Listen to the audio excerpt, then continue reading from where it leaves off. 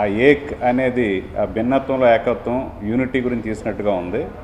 నేను ఇప్పుడే అడిగితే ఈ యాంటీ టెర్రరిజం మీద సూసైడ్ బాంబింగ్స్ మీద వాటి వ్యతిరేకంగా ఒక భారతీయత ఒక ఏకత్వాన్ని చాటి చెప్పే చిత్రంగా చెప్పారు.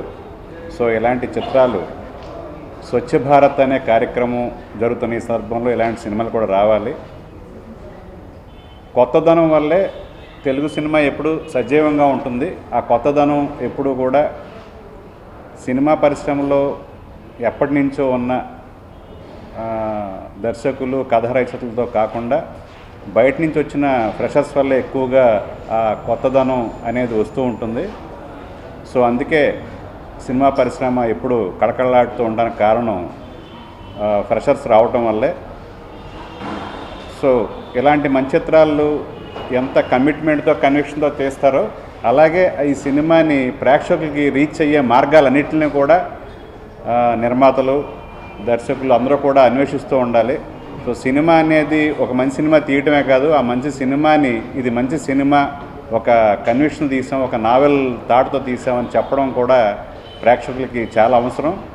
చాలా మంచి చిత్రాలు ఆ విషయంలో ఫెయిల్ అయ్యి చూడాల్సిన ప్రేక్షకులకి రీచ్ అవ్వకుండా ఉంది. సో సినిమా తీయడం ఒక ఎత్తు, ఆ సినిమాని ప్రేక్షకులకి రీచ్ చేయడం ఒక ఎత్తు.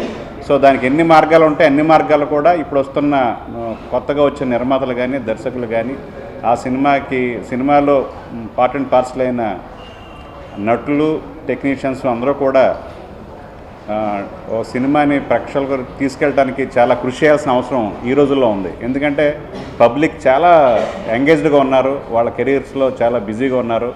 సో ఒక్కసారి ఇలాంటి సినిమా వస్తుంది అనే స్పృహన వాళ్ళకి కలిగేలాగా పబ్లిసిటీని ప్లాన్ చేసుకోవాలని నేను కోరుకుంటున్నాను.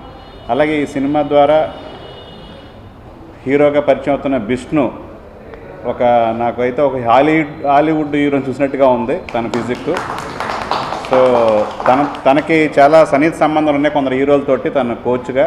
సో వాళ్ళందరి సహాయ సహకారాలను కూడా తీసుకుని ఈ సినిమా గురించి ప్రేక్షకులు తెలిసే విధంగా తను బాగా కృషి చేయాలని కోరుకుంటున్నాను. అలాగే సంపత్ ఈ సినిమా ద్వారా దర్శకుడిగా పరిచయం అవుతున్నాడు.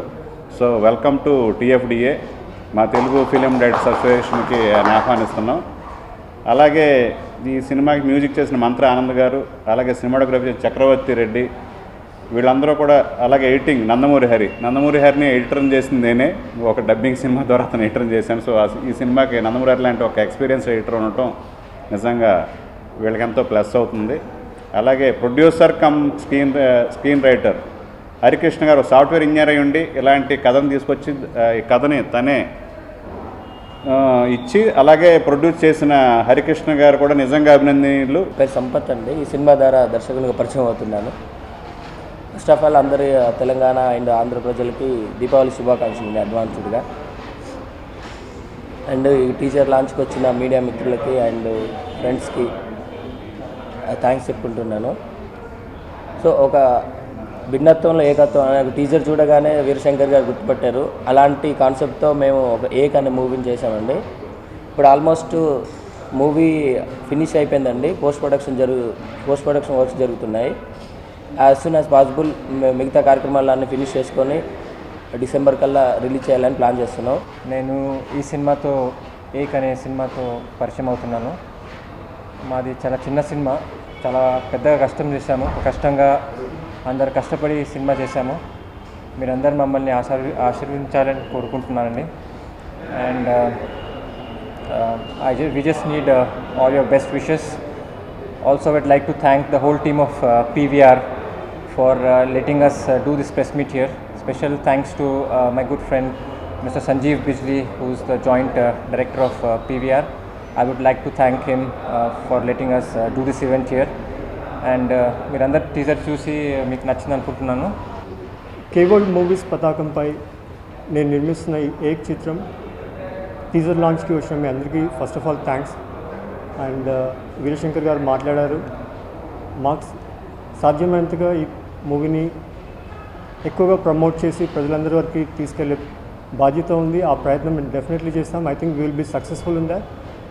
ఈ టీజర్కి చాలామంది అభినందించారు. ఇక్కడికి వచ్చిన వాళ్ళు, రాని వాళ్ళు, ఇండస్ట్రీకి సంబంధించినంత వరకు వాళ్ళందరి ప్రోత్సాహంతో I think the movie is going to be good. అని అనుకుంటున్నాము. Once again thanks to all. కేవల్ మూవీస్ ఏక్ సినిమాకి సినిమాటోగ్రఫీ చేశాను. నాకు ఈ ఛాన్స్ ఇచ్చిన సంపత్ గారికి, హరి గారికి థ్యాంక్స్ అండి. Thank you very much. Cinema బాగా వచ్చింది.